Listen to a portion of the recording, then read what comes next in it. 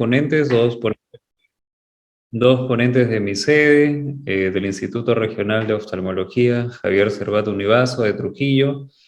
Tenemos al doctor Jaime Guamán y a la doctora Alicia Namok. El día de hoy vamos a iniciar con la exposición de la doctora Namok, que es No todo es pisar a fondo. Es una exposición dirigida hacia los pasos en específico que tenemos que realizar para la cirugía de facoemulsificación en especial. Y al final de cada exposición estamos atentos a alguna pregunta o duda que ustedes puedan tener. Esperemos que sea de provecho de todos. Para recordarles, estas exposiciones son grabadas y van a ser subidas al canal de YouTube de la Sociedad Peruana de Oftalmología Filial Norte.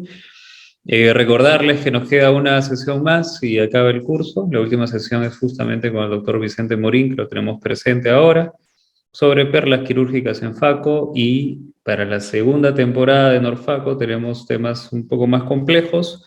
En esta primera etapa quisimos abordar los temas más básicos, ¿no? Más importantes para poder iniciar en el estudio y la comprensión de la cirugía de catarata por facoemulsificación. Espero que todos estén a gusto con lo que estamos presentando. Les están enviando a través del chat un link para poder hacer la anotación de la presencia, o sea, el link de asistencia. Y Yuri, te esperamos para que puedas publicar o compartir con nosotros el video de la doctora Namok.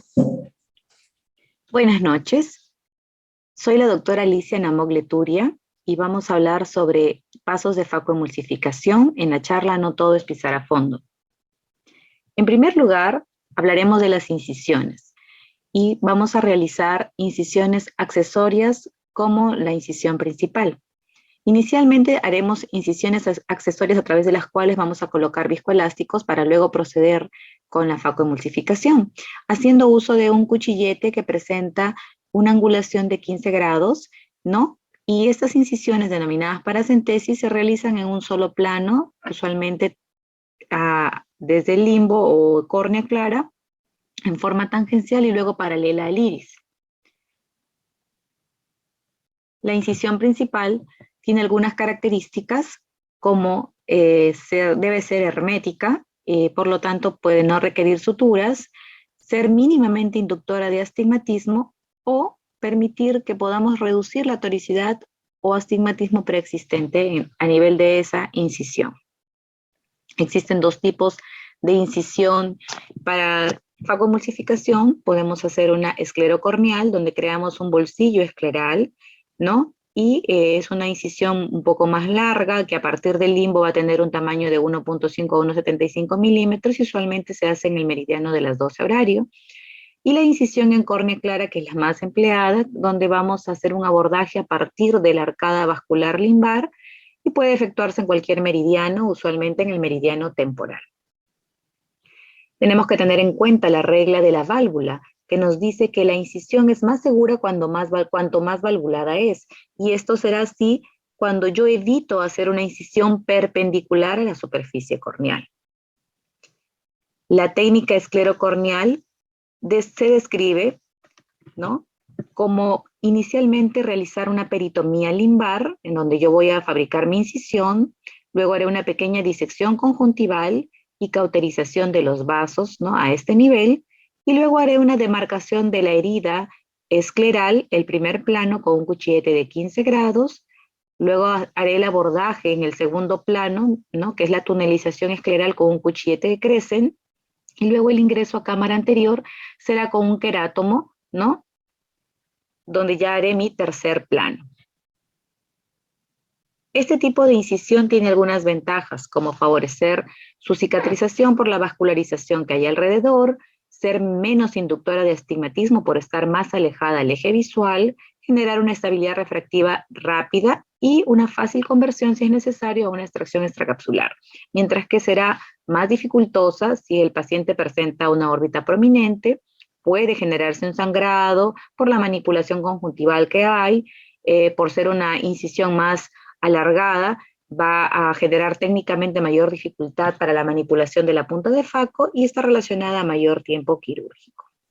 Mientras que las incisiones en córnea clara, como su nombre lo dice, pueden fabricarse en 1, 2 o 3 planos, siendo las de preferencia las de 3 planos por ser más valvuladas.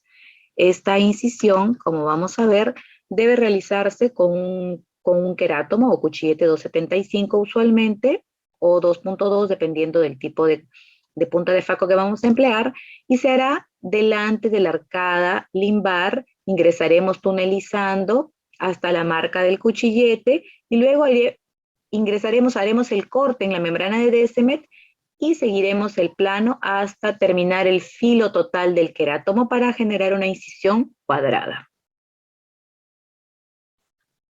Esta incisión tiene algunas ventajas, como ser más rápida, solamente necesitar anestesia tópica para su realización, puede realizarse en córneas que han tenido cirugías previas o en ojitos que han tenido cirugías de glaucoma, me permite manejar un astigmatismo preoperatorio dependiendo del meridiano donde yo la efectúo y es más estética. Sin embargo, hay algunas desventajas, como por ejemplo, al ser una incisión menos vascularizada, mayor riesgo de infección, riesgo endotelial o incluso inducir un astigmatismo dependiendo del tipo de incisión que yo esté efectuando. Tengo que tener en cuenta el efecto de acoplamiento cuando hago incisiones corneales. Y esto se describe como un aplanamiento del meridiano donde yo efectúo una incisión transversal con la inducción de un incurvamiento en el meridiano perpendicular a 90 grados. Y esto es importante tener en consideración con relación al astigmatismo preoperatorio que yo puedo manejar con mi incisión principal. Tengo que tener en cuenta la localización de mi incisión, siendo las de preferencia las de abordaje temporal por estar más alejadas al eje visual y ser menos inductoras de astigmatismo, ¿no? Mientras que las incisiones en el meridiano de los 12 horarios se relacionan a mayor posibilidad de apertura de la incisión de la herida con el parpadeo por la misma gravedad. También se pueden realizar abordajes temporales superiores, ¿no? Y deberé tener en cuenta que la incisión cuadrada con inicio limbar es la más adecuada por ser la menos astigmatizante y más autosellante, a diferencia de incisiones que yo realice más hacia el eje visual. La simetría de la incisión va a ser importante con relación al túnel que estoy fabricando, y este túnel debe generarme un techo como un piso simétricos, que me van a permitir menos complicaciones. Si yo hago un techo muy superficial, puedo generar desgarros u ojales en la incisión, y si hago un techo muy profundo, una entrada prematura a cámara anterior.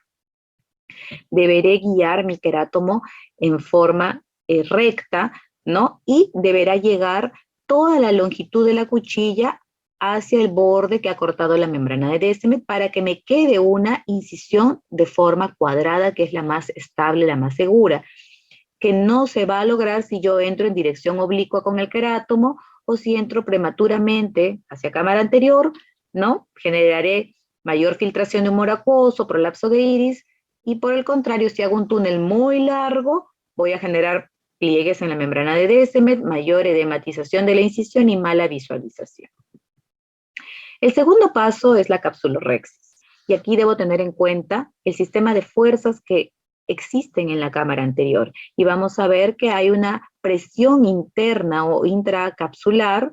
En la catarata hay una presión positiva que viene desde el vitrio y hay fuerzas de tracción generadas por la stómula. ¿Cómo contrarrestar estas fuerzas para tener estabilidad y hacer una rhexis adecuada? ¿No? Mediante el uso de viscoelásticos o de un mantenedor de cámara anterior e iniciando una rhexis en la zona central. Deberé emplear un cistótomo que se fabrica con una aguja de 27 Gauss usualmente, o puedo usar pinzas de capsulorhexis, ¿no? Como la Otrata, la pinza cistótomo o pinzas coaxiales de microcirugía. Debería emplear un viscoelástico que tenga las siguientes propiedades: viscosidad, pseudoplasticidad y elasticidad y transparencia necesarias como para darme una cámara anterior estable que permita una manipulación adecuada del instrumental y la movilidad del colgajo, ¿no? Para poder efectuar mi capsulorhexis sin problema. Usualmente el viscoelástico cohesivo tiene todas estas propiedades y permite la rhexis en una catarata no complicada. Sin embargo, cuando estoy entre cataratas denominadas peligrosas, por la córnea, por el tipo de catarata, ¿no? Debería emplear viscoelásticos además dispersivos para poder aplicar, por ejemplo, la técnica de escudo soft shell, donde voy a colocar un dispersivo en cercanía al endotelio para su protección y debajo un viscoelástico cohesivo para hacer espacio.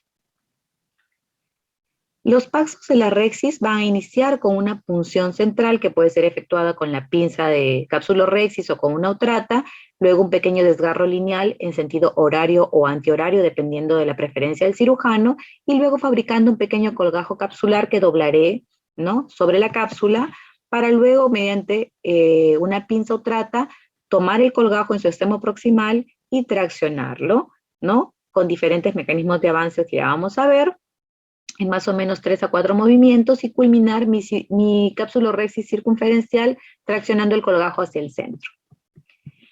Puedo hacer este avance de la rexis mediante la técnica de rasgado, donde yo tomaré el extremo proximal cerca al punto de avance y haré una tracción radial hacia el centro, pero en dirección perpendicular a la dirección que quiero que mi colgajo siga. Y esto más o menos se hará cada 2 a 3 horarios. Sin embargo, este mecanismo de avance está relacionado a la posibilidad de una extensión descontrolada del colgajo, a diferencia del mecanismo de arrastre, donde yo tomaré el colgajo plegado sobre la cápsula, más o menos a una distancia de 2 milímetros del vértice de unión, ¿no?, del desgarro, y seguiré más o menos la dirección que yo deseo, traccionaré el colgajo en la dirección que yo deseo en la que avance, más o menos como se ve aquí en la flechita del gráfico, ¿no?, tomando más o menos cada 3 a 4 horarios el colgajito a una distancia de 2 milímetros del punto de desgarro, considerándose este mecanismo de avance más seguro y controlable, ¿no? Como vamos a ver aquí en este video, vemos la incisión principal, vemos cómo ingresa hasta la marca, avanza a través del corte en membrana de DSM con toda la longitud del cuchillete del querátomo, y luego mediante una pinza de capsulorhexis, ¿no?, va a generar el desgarro inicial y el colgajo, ¿no?, plegándolo siempre sobre la cápsula anterior, ¿no?, siguiendo el movimiento del, ¿no?, el avance que yo quiero, guiando el avance que quiero que siga mi cápsula, y finalizando con una pequeña tracción hacia el centro para terminar mi capsulorhexis circular continua. Una capsulorhexis adecuada me va a permitir hacer los siguientes pasos con tranquilidad: hacer una hidrodisección segura, puedo incluso ampliar mi rexis con tranquilidad, puedo hacer una FACO dentro del saco capsular, voy a hacer una aspiración de los fragmentos de corteza y del viscoelástico en forma efectiva, segura, puedo implantar mi lente intraocular y sé que va a quedar estable en el saco, y si tengo alguna complicación como una RCP, puedo incluso aplicar la técnica de Newham, que es la colocación de un lente con ápticas en sulco y captura óptica, reduciendo las complicaciones como la tracción sonular. El tamaño ideal deberá ser una capsulorhexis de 5 a 5.5 milímetros, ¿no?, denominando rexis pequeña aquellas que son menores a 4.5 y rexis grandes mayores a 6 milímetros, ¿no? Vamos a ver que estas me van a dar más desventajas que ventajas, ¿no? Se describe con rexis grandes, por ejemplo, opacidad de cápsula posterior y descentramiento de la lente. Si tengo ausencia de reflejo rojo, puedo aplicar algunas técnicas para favorecer la visualización, como oscurecimiento del ambiente quirúrgico, viscoelástico sobre la córnea, pero aquí es muy útil el empleo de tinciones capsulares, como el azul de tripán al 0.06%, que fue descrito por el doctor Meles, ¿no?, quien recomienda la colocación del azul de tripán por un lapso de tiempo de 30 segundos para lograr una tinción adecuada de la cápsula. Este azul de tripán se puede colocar debajo de una burbuja de aire para proteger el endotelio, debajo de viscoelástico, se puede aplicar directamente en cámara anterior o mezclado con viscoelástico. Los estudios histológicos han demostrado de que el azul de tripán es poco tóxico para el endotelio, pero sí genera cambios en la cápsula, dándole rigidez y fragilidad. Puede pasar al vitrio si hay zonas de debilidad sonular y puede teñir el endotelio patológico en el caso de una distrofia endotelial de Fuchs. El tercer paso es la hidrodisección y viene a ser una separación o clivaje entre la cápsula y la corteza de la catarata. Se va a realizar mediante el uso de cánulas. Existen cánulas para hidrodisección o pueden hacerse con cánulas de 26 Gauss a 30 Gauss en jeringas de 3 centímetros o 5 centímetros con BCS. Puedo hacer un abordaje único o puedo hacer múltiples abordajes o denominado abordaje multisonal, que me va a ser muy útil en el caso de cataratas con pseudoexfoliación, núcleos subluxados o núcleos blandos, ¿no? Entonces, como vamos a ver aquí, colocaré mi cánula debajo de la rexis, inyectaré el BCS y voy a ver cómo fluye el BCS entre la cápsula y la corteza. Luego de que hago la hidrodisección, voy a realizar la rotación del núcleo para verificar la separación de la corteza de la cápsula y facilitar los pasos de emulsificación. Existen tipos de hidrodisección, la simple que ya describimos, ¿no? Luego la que genera luxación del núcleo a cámara anterior, la que se efectúa tras la fractura del núcleo en heminúcleos, descrita por el doctor Cremona, o la técnica hidrofree, donde antes de inyectar el BCS paso la cánula justo debajo de la rexis, separando la corteza anterior de la cápsula, y luego realizo la colocación del BCS. Deberé evitar este paso de la catarata en cataratas subcapsulares posteriores o hacerlo con mucho cuidado, porque hay zonas de debilidad, como ya sabemos, donde puede darse la ruptura de la cápsula posterior. ¿Cómo yo sé que mi capsulorhexis fue eficaz? Yo sabré que mi capsulorhexis fue eficaz si puedo verificar el signo de la oleada, que es el paso del BCS, ¿no? Si veo un desplazamiento del núcleo a cámara anterior, si veo que los bordes de mi rexis se hacen prominentes, si se forman hendiduras radiales en el epinúcleo o si aprecio salida de BCS a través de la rexis. Un paso opcional es la hidrodelaminación, que fue descrita por Anis en el año 85 y que es la separación también con el uso de BCS entre el núcleo y el epinúcleo. Y esto me permite generar un núcleo más pequeño que va a ser más fácil de facoemulsificar. Por lo tanto, voy a reducir el tiempo y el ultrasonido empleado hasta en un 50%. Hace que mi cirugía sea un poco más segura porque se genera un colchón de epinúcleo que me protege de la ruptura de la cápsula durante la facoemulsificación. Sin embargo, hace que la cirugía sea un poquito más prolongada. Es útil en cataratas subcapsulares posteriores con pseudoexfoliación o con núcleo subluxado. Se describen complicaciones con una hidrodisección, como los desgarros de cápsula anterior, aumento súbito en la cámara anterior que pueda generar salida, protrusión del iris a través de la incisión principal, ruptura de la cápsula posterior, de la zónula, o incluso el síndrome de bloqueo capsular que se ve sobre todo si yo efectúo rexis pequeñas o tengo núcleos muy duros. Luego pasamos al cuarto paso, que es la facofractura y la emulsificación de cuadrantes, donde se describen diversas técnicas para realizarlo, siendo la técnica de divide y vencerás, descrita por el doctor Gimbel, la más simple y la de más fácil aprendizaje por los que inician la curva de facoemulsificación. Entonces aquí consistirá en la fabricación de surcos en forma de cruz para luego hacer la fractura de estos y generar 4 cuadrantes. Deberé tener en cuenta que mi punta de faco debe alcanzar más o menos el borde distal del túnel fabricado, debe alcanzar la rexis, la pupila o el anillo dorado que he generado durante la hidrodisección. El ancho del túnel que estoy fabricando va a depender de la dureza del núcleo que tengo, mayor ancho a mayor dureza. Y la profundidad, igual, deberé hacer un surco más profundo en la zona central y más superficial en la zona periférica para evitar una ruptura de cápsula ¿no? posterior. La rotación de los fragmentos o de mis núcleos al momento de fabricar los túneles será introduciendo mi segundo instrumento en la zona más periférica. Y cuando voy a fracturar ya estos segmentos, haré con el ingreso de mis 2 instrumentos en la zona más profunda, ¿no? Será más fácil fracturar fragmentos a mayor dureza de estos. Entonces, como vamos a apreciar aquí en este video, se fabrican los túneles, ¿no? Con el modo en esculpido y voy haciendo la rotación de los fragmentos en 90 grados, ¿no? Fabricando mi cruz. Una vez que culmino los 4 túneles, voy a proceder a localizarme con la punta de faco y con el segundo instrumento en la zona más periférica y con la profundidad adecuada y realizaré la separación de los mismos, ¿no? Rotando siempre en 90 grados para obtener los 4 cuadrantes y luego proceder a la emulsificación de estos. La técnica de Stop and Chop es un mix entre la técnica de divide y conquista y las técnicas de chopeo, ¿no?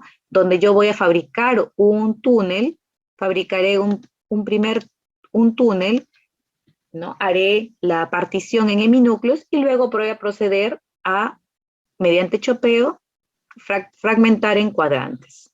Entonces, hago mi túnel, separo, giro 90 grados, ¿no? Y esta técnica es empleada en cataratas con durezas moderadas a durezas altas y usualmente es una combinación de esculpido con un Faco-Chop horizontal. Tenemos las técnicas de Faco-Chop descritas por Nagahara en el año 93, donde se va a hacer una fractura del núcleo empleando las fuerzas mecánicas y haciendo uso de los planos de clivaje anatómicos del cristalino, que pues se forma en capas, donde la ventaja va a ser reducir el tiempo de ultrasonido, por lo tanto habrá menor uso de energía, menor estrés anular y dentro del saco capsular. Sin embargo, requiere una mayor curva de aprendizaje y conocimiento de parámetros del equipo y de la fluídica. Acá tenemos el Faco-Chop horizontal, donde voy a emplear un chopper que va a tener un borde romo y un borde cortante interno, donde haré un empalamiento con la punta de Faco en el centro del núcleo y luego de ingresar con mi chopper entre la cápsula, ¿no? Y la corteza, o en todo caso entre la corteza y el epinúcleo, haré un chopeo en dirección horizontal. Mi chopper se va a dirigir en dirección horizontal hacia la punta de Faco. Es así que vamos a ver el video de cómo se realiza esta técnica. Me voy a empalar, luego de retirar un poco de epinúcleo, me empalaré en el centro del núcleo con la punta de Faco, utilizando vacíos altos, generalmente mayores a 400, e ingresaré con mi segundo instrumento, con mi chopper, ¿no? Ligeramente debajo de la cápsula, del borde de la rexis, y haré un movimiento horizontal hacia la punta de Faco y luego separaré. Voy a rotar y voy a hacer lo mismo en diferentes segmentos, fabricando muchos cuadrantes. La técnica de Faco-Chop vertical emplea un chopper de puntiagudo, punta cortante, y requiere de alto vacío y fluido. Al momento de empalar, usualmente se hacen núcleos duros o en cataratas que tienen pobre dilatación, y haré fuerzas verticales entre el chopper y la punta de Faco, lo que va a permitir que se fragmente el núcleo. Es así que vamos a ver aquí cómo se efectúa.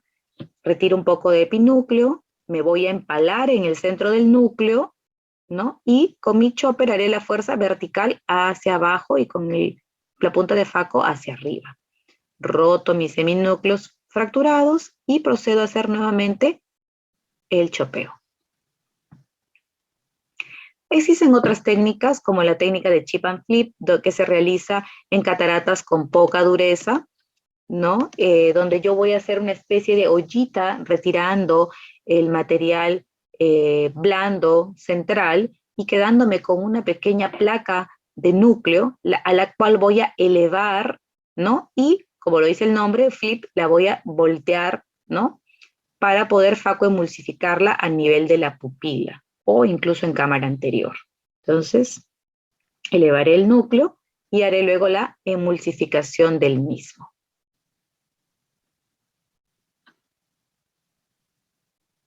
Esto se realiza en cataratas de poca dureza. Y ahí chopeo. Y también tenemos la técnica de facoaspiración supracapsular, que también se describe en cataratas blandas, donde yo prácticamente con la hidrodisección elevo el núcleo a una posición supracapsular, ¿no? Y luego voy a facoaspirarlo. Y esto también se realiza en cataratas que son predominantemente subcapsulares posteriores. El quinto paso es la aspiración cortical, donde voy a hacer uso de sistemas de irrigación y aspiración automatizados, que puede ser un sistema manual único con o sin manga de silicona, o los sistemas bimanuales con cánula de irrigación y aspiración, utilizando vacíos hasta de 500 milímetros de mercurio. ¿Qué ventajas me da realizar una irrigación-aspiración bimanual, por ejemplo? facilita el centrado del lente adecuado, ¿no? Con la ausencia de restos corticales, menos complicaciones como la contractura de capsular, el edema macular cistoide, opacidades de cápsula posterior o la presencia de uveitis posoperatoria, y facilita pues la visibilidad de la zona periférica del segmento posterior.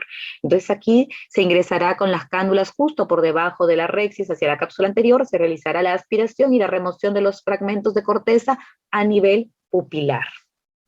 Ahí es donde se hará la remoción y se recomienda hacer la remoción de los fragmentos subincisionales al inicio de la aspiración cortical. Luego el sexto paso será el implante de lente intraocular, que va a depender de, bueno, el tipo de lente que hayamos seleccionado, usualmente lentes monopieza. Existen lentes que ya vienen precargados, ¿no? Inyectores precargados, y otros que se van a cargar en un cartucho, que lo puede hacer el cirujano o el instrumentista, ¿no? Bueno, aquí tomará un poquito más de tiempo. Se carga el lente, se verifica en el cartucho, ¿no? Que el lente esté cerca a la punta, y luego se procede a la estabilización del globo, fijándolo con un segundo instrumento a través de la paracentesis. Colocaré mi cartucho en la incisión principal e inyectaré el lente intraocular. Una vez el lente en el saco, voy a verificar que las ápticas queden dentro, y haré la rotación del lente, ¿no? Y todo esto previa colocación de viscoelástico. El siguiente paso es la aspiración del viscoelástico, que la puedo realizar con las cánulas de irrigación o aspiración o con la pieza coaxial. Removeré todo el viscoelástico presente a nivel del saco y a nivel de la cámara anterior para evitar descentramientos de lente, mayor uveitis posoperatoria. Incluso me puedo colocar debajo del lente para aspirar el viscoelástico que se encuentra detrás, ¿no? Y una vez realizado esto, pasaré al último paso, que es la hidratación de las incisiones, o también denominada hidrosutura, porque consistirá en la inyección a nivel del estroma corneal de la solución salina para sellar las mismas. Luego de esto, habré culminado, colocaré el antibiótico, que puede ser antibiótico intracameral, antibiótico mediante inyecciones subconjuntivales. A veces se coloca antibióticos en la solución salina balanceada que está fluyendo durante la intervención, o la colocación tópica de antibiótico, y se habrá culminado con la facoemulsificación. Muy bien, esto es todo. Agradezco su atención. Buenas noches. Bien, buenas noches. Esta fue la exposición de la doctora Namok. La doctora Namok es médico asistente del Instituto Regional de Oftalmología, médico asistente del servicio de córnea, que con gran gentileza la doctora nos puede enviar su exposición. Ella en estos momentos está viajando, ¿no? Por eso había sido reproducida de esa manera. Doctores, para informarles, hemos tenido un pequeño problema, un inconveniente de último minuto. Vamos a tener que reprogramar la exposición del doctor Jaime Guamán. Vamos a esperar poder reprogramarlo para la siguiente semana. El día de hoy vamos a terminar algo temprano, lastimosamente, pero con todos los ánimos para que la siguiente semana sea igual de productiva que esta que estamos ahora cursando. Entonces, Vanessa, no sé si puedo darte el pase para que hagamos el sorteo del libro y exponer el flyer de la siguiente semana. Vanessa, estás con el micrófono apagado, me parece. Ah, ya, sí. Ok, perfecto. Entonces, bueno, vamos a pasar al sorteo de los 2 libros FacoChop que tenemos para esta semana. El link ya lo tienen ahí en el chat. Y bueno, Yuri, no sé si ya puedes hacer el sorteo e indicarnos pues quiénes son los ganadores de esta semana. ¿Se inscribieron todos los asistentes, por favor? El link está en el chat. Vamos a dar, doctora, un tiempo porque tenemos muy pocos inscritos. ¿Le parece? Sí, mira, acá tenemos 100 participantes. ¿Tienes menos inscritos? Sí, tengo Ya. solo 50 inscritos, la mitad. Perfecto. Ya, voy a poner el link nuevamente en el chat. Ok. La exposición del doctor Guamán va a ser reprogramada para la siguiente semana. Junto con la del doctor Morín, ¿verdad? Junto con la exposición del doctor Morín de perlas quirúrgicas. ¿Qué te pareció la exposición, Vanessa, de la doctora Namor? Buenísima, buenísima. La doctora Namor, que es una capa. Buenísima. Ha sido un paso a paso súper completo. De verdad que sí. Y como dice ella, ¿no? La importancia de las incisiones para que sean herméticas, ¿no? Y tener la menor pérdida de fluidos por ahí cuando estamos haciendo la vacunación, súper importante. En el chat también tenemos comentarios acá de la doctora Paula González, que la ponencia estuvo excelente. Ya. Muy buena. Acá tenemos una pregunta del doctor Morín. En su curva de cirugía de FACO, ¿qué técnica es la que usan comúnmente? Bueno, en mi sede usamos Stop and Chop. Con eso empezamos. Tú, Jorge, ¿cómo es en el libro? En la nuestra iniciamos con Divide y Conquista, ¿no? Divide and Conquer. Bueno, claramente primero todos pasamos por una capacitación en la parte de cirugía extracapsular, ¿no? Justamente ahora estamos cursando o estamos haciendo un curso de cirugía extracapsular eh, que demora unos 2 meses más o menos. Estamos con clases en el wet lab para poder ir capacitando paso a paso la cirugía extracapsular y luego entramos a la parte de cirugía de facoemulsificación. Pero Genial, empezamos con Divide y Conquista, ¿no? claro. Y doctor Morín, ya que está aquí con nosotros, según su experiencia, ¿cuál cree que es la técnica con la que uno debería iniciar, ¿no? Una curva de aprendizaje de facomulsificación. Hola, Vane, ¿cómo estás? ¿Cómo están todos? Gracias. Buenas noches.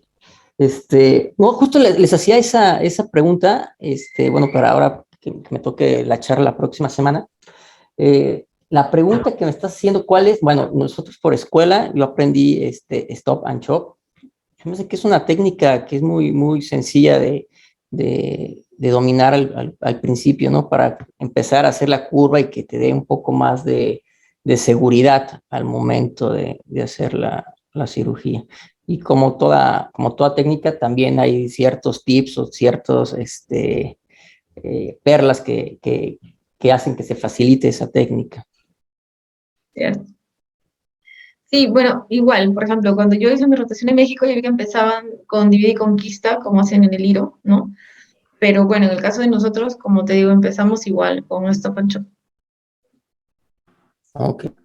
¿Y en algún instituto ustedes saben, aquí en Perú, que les enseñen a solamente usar solamente un puerto con una sola mano, que no tengan que hacer puerto accesorio? Yo me he topado que en diferentes escuelas, en otros lados, solamente utilizan un puerto. No, al menos nosotros en el IRO no siempre son puertos accesorios, ¿no? Un accesorio. Claro, Sí, siempre. igual nosotros. Perfecto. Muy bien. Ahí está. Empezamos, ¿sí? Perfecto. Mucha suerte. Suerte a todos. Gracias a todos. Mm. Muy bien, nuestro primer Primer ganador es ganador, Eduardo Eduardo Baltasar. Baltasar. Muy bien, doctor Saavedra, felicidades. Felicidades, doctor. Es un librazo, ¿eh? Yo lo he visto, es un librazo el Facochop de David Sí. Chan. Librazo. Entonces vamos a ver quién es nuestro segundo ganador de los libros. ¿Has podido ya revisar el libro, Coco? Sí, claro. Es un libro bastante completo. Yo creo que es como las técnicas, bueno, al menos con los doctores que he podido conversar, las técnicas de Faco van en una evolución, ¿no? Divide y Conquista, Facochop, Quick Vertical, ¿no? Y empiezas a ir explorando cuál es la técnica que mejor se ajusta a tus habilidades y a tu experiencia, ¿no? Y en este momento para mí Facochop es como que el objetivo, ¿no? De mi preparación en la residencia. Ojalá que pueda llegar al punto de poder dominar ese tipo de técnica, pero justamente el libro se explaya bastante en el tema del Facochop y es para mí muy bueno el libro, ¿no? Muy didáctico. Muy bien. Bueno, Muy bien. entonces, El segundo ganador. Mucha suerte a todos. perfecto, el doctor Enrique Walter López Carpio. Felicidades, doctor, por su Felicidades. libro. Las coordinaciones ya las hacen pues por interno con Yuri para poder entregarles el libro. Ok, entonces, bueno, nos vemos el próximo viernes, igual a las 8 de la noche, por el mismo canal. Ya les estaremos mandando los links de conexión para poder disfrutar de la exposición del doctor Guamán y la exposición del doctor Morín, que tanto estamos esperando sobre las perlas de Así es. Así es, doctor. Le comento que tenemos un video para los nuevos asociados que desean pertenecer a nuestra sociedad. Lo vamos ahorita a lanzar, ¿le parece? Perfecto. Es muy cortito. Sí. Ahora lo lanzamos, ¿sí? Bueno, aprovechar también para agradecer al Laboratorio Roster por auspiciar nuestro curso de hoy día. Muchas gracias, Laboratorio Roster. Ricardito Muñoz.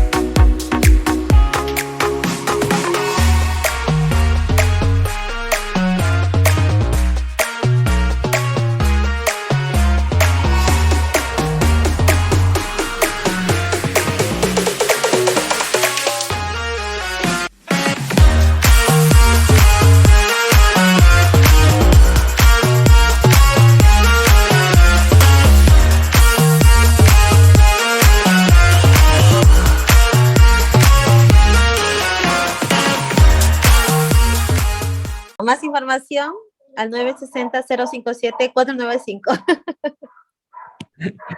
Perfecto. Gracias. Doctor, nos vemos la siguiente semana. Doctor Vicente. Nos vemos, Jorge, que estés muy bien. Nos vemos la próxima semana. Muchas gracias. Muchas gracias. Hasta Gracias luego, a Vane. todos. Ay, Vicente, cuídense. Chao. Hasta luego. Gracias. Gracias. Hasta luego. Por la Yuri, chao, Vane. Bye, Coco.